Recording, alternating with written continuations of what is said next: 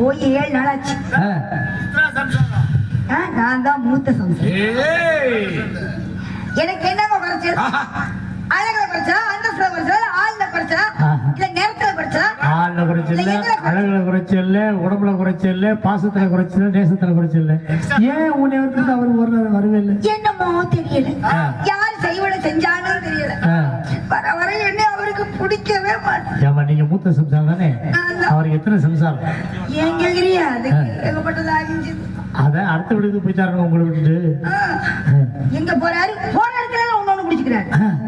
நிறைய பொய் பேசுறாரு. அந்த பொய் பேசுறாரு. பொய் பேசுறாரு. நிஜமான பொய் பேசுறாரு.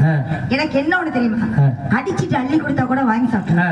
இந்த பொய் சொல்ற ஆளை கண்டா நிக்க வச்சு சுடணும் போல இருக்கு எனக்கு. அப்படியா? நிக்க வச்சு என்ன தோசை சுட போறியா? அவர் காட்டி நெத்திலி மீன் கருவாட்டு குழம்பு வச்சிருக்கேன். என்ன குழம்பு? நெத்திலி மீன் கருவாட்டு குழம்பு. நெத்திலி கருவாடா வச்சிருக்கேன். நாட்டுக்கோழி பொரிச்சு வச்சிருக்கேன். ரால வறுத்து வச்சிருக்கேன். சரி, இவ்வளவு சமைச்சு வச்சிருக்கீங்களே. ஆட்டுக்கால் சூப்பு சரக்கு வாங்கி வச்சிருக்கீங்க. ஐயோ, இவர் அதிலே கிடக்குறார். அப்படி செஞ்சு வச்சிருக்கேன் அந்த மனுஷனுக்காக. வரட்டும், வந்தா பேசவே கூடாது.